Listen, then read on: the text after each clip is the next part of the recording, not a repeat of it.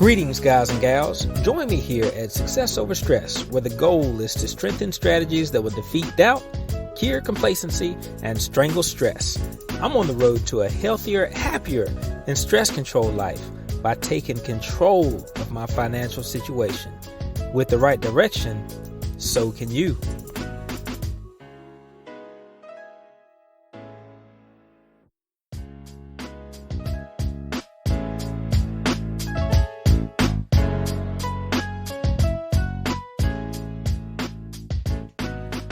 Okay, so hey everybody, this is Eric with Success Over Stress. It is June the 18th, 2022, and so today I'm just going to talk to you about the process. Man, let's talk about, this is Landlord Lives. This is going to be the episode that we do today, talking about the Landlord Lives. So some of you may know that I have rental properties and got a few. So I'm just going to talk about some of the experiences that I've had over the last month or so.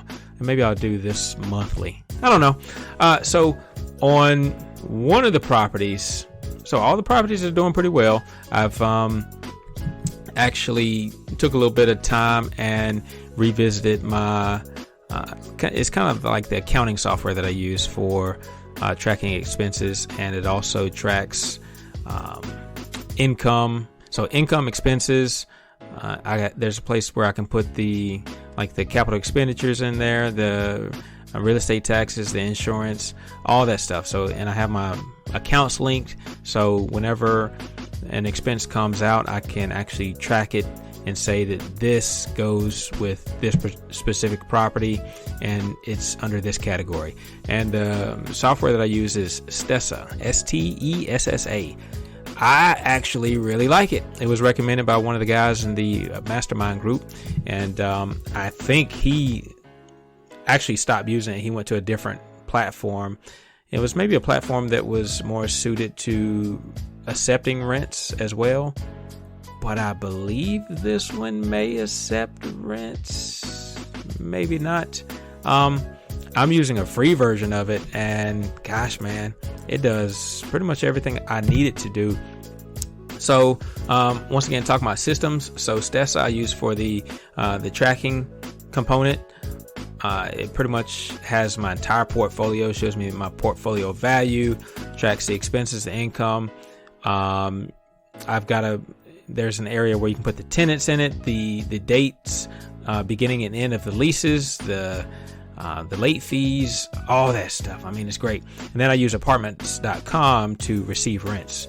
Anything that I do like online, I use apartments.com. The tenants have an account and they can pay that way. Now I do have a few tenants paying through Cash App, which I really don't love.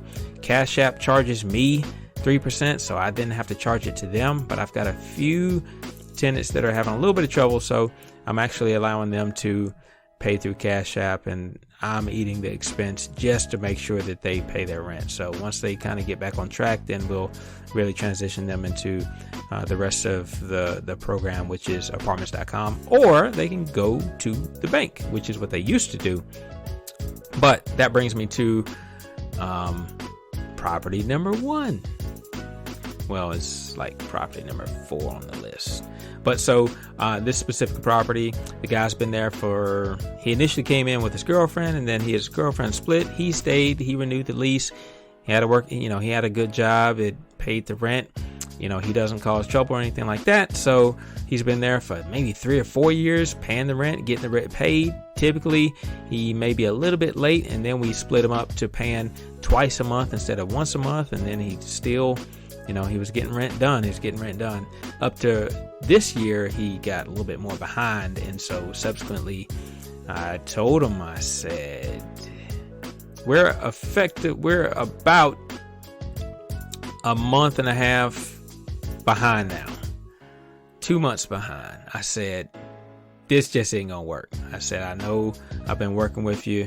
And I like to work with folks when I can and when they need it, when it's justified. And so this is the guy to do that with. Okay, so but I said, this is too far though. This is too far. So we got to reel this back in. So I went ahead. What I did, another one of my systems is I use, what is it? Sign Now. So Sign Now is kind of like DocuSign. It's one of the online software companies for signing digital signatures and that kind of thing. And man, I love it. It's probably worth, please don't tell them this because they'll want to raise their rates. It's probably 3-4 times worth what I pay them.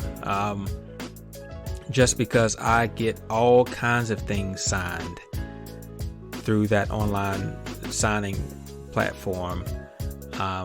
When I'm renting out properties, when I'm taking in prospective tenants, I have them sign something through Sign Now.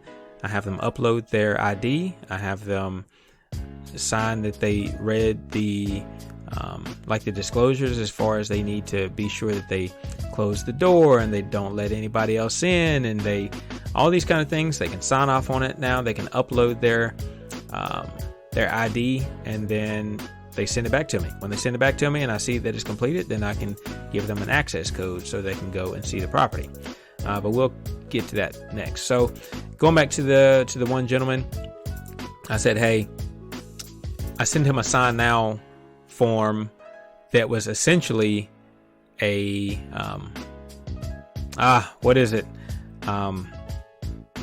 the complaint and summary ejectment, right? So the first step to evicting a tenant, the complaint and summary ejectment. And I put everything on there. The complaint and summary ejectment. I think I put the magistrate summons and there's one more. The sheriff's serving service. I forget what it's called. But so I put all that together so it's super official, and I sent it to him for his signature. And of course, then I got a call back from him because I had sent him an email and a text and I didn't get a call back. But then I got a call back from him. He doesn't want to go through the court system. Who does? I don't want him to, but I need to get the monies. Okay. So he called me back. He said, hey man, what do we have to do? What do we have to do? I said, this is what it is. I need you to get caught up, period. I said, I'll accept this, So for 3 weeks now, he's been, making payments on Fridays, getting caught up. So that's the one property. All right, the other property, kind of reeling back in. I just put a new tenant in, and so we went through the process of finding a new tenant. Pretty much like I told you, I said that we're using the Sign Now software so that the tenants can upload their information. They can sign off on the rules to seeing the property. I've got cameras in the properties. I've got cameras on the front door. I've got a Wi-Fi unit. So typically before I was doing a mobile hotspot through like T-Mobile or Straight Talk, and I switched. So now instead of doing that, I'm doing a monthly subscription for Time Warner Cable.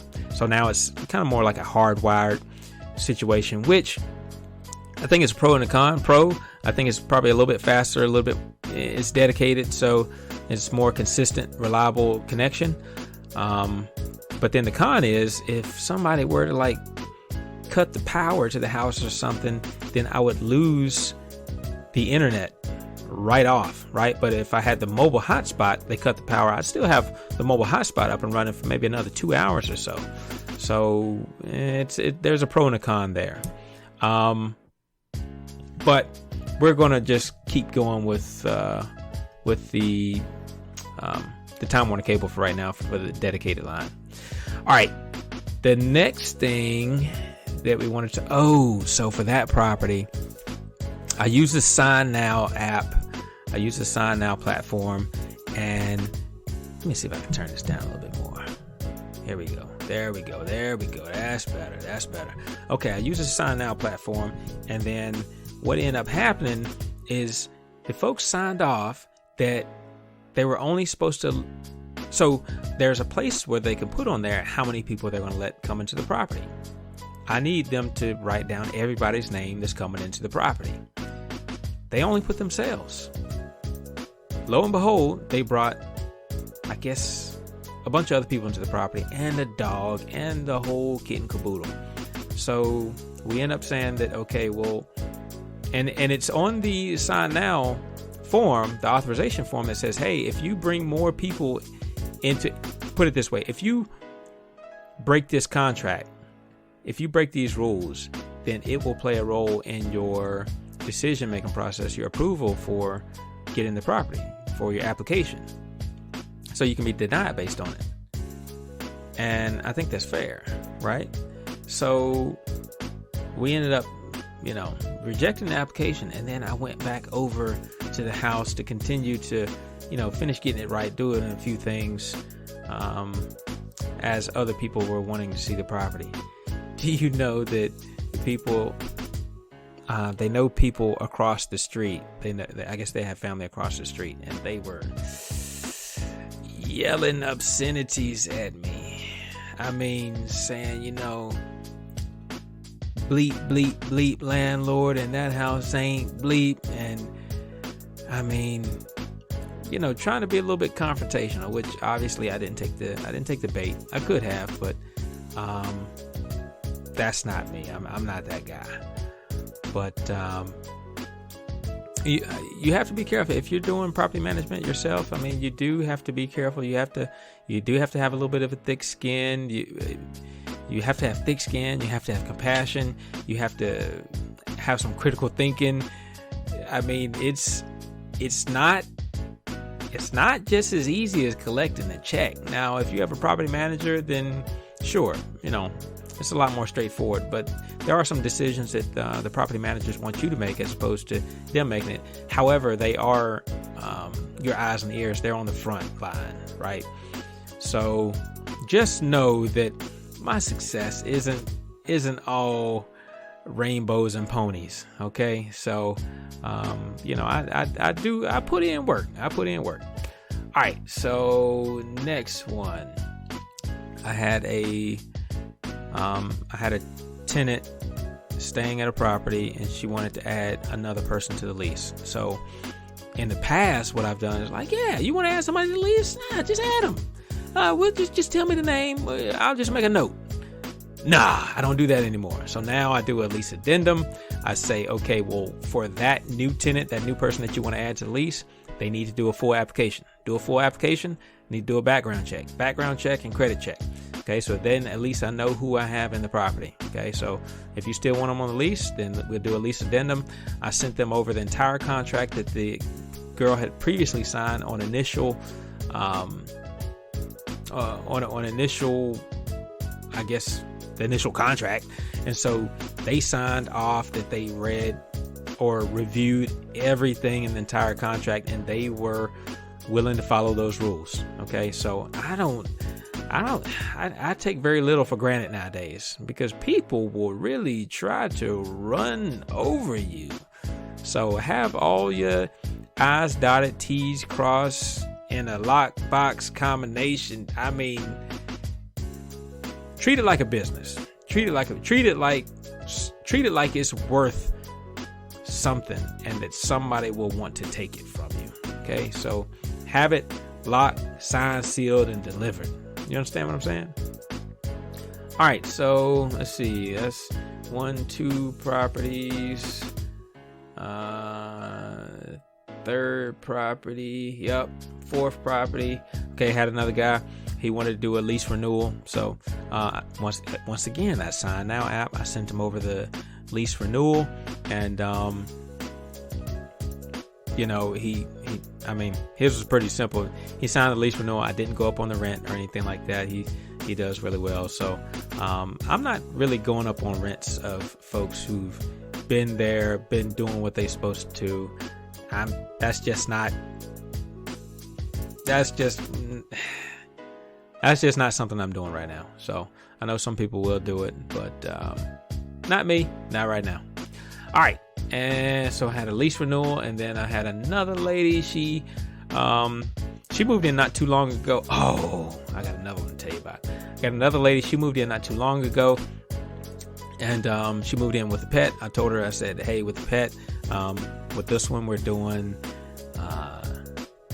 and now I'm pretty much telling everybody anyway, one bite, you're out. Okay, so if they bite somebody, they're out of there.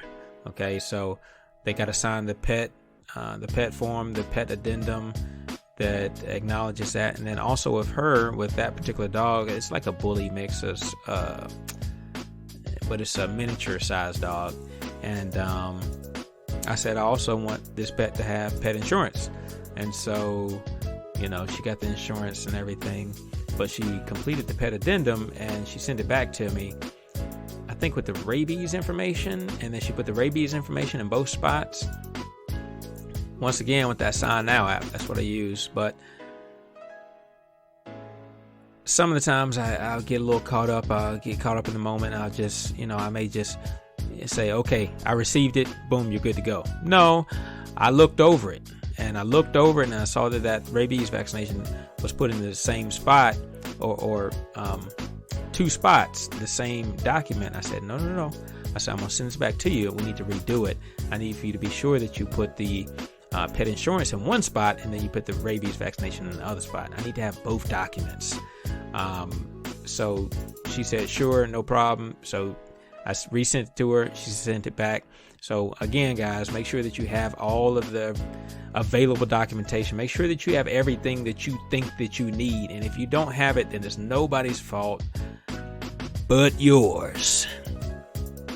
All right. So one more property I want to go to is, gosh, man, these people moved in not too long ago either, maybe 3-4 months ago. And, they moved in pretty quick. I mean, the listing said it all.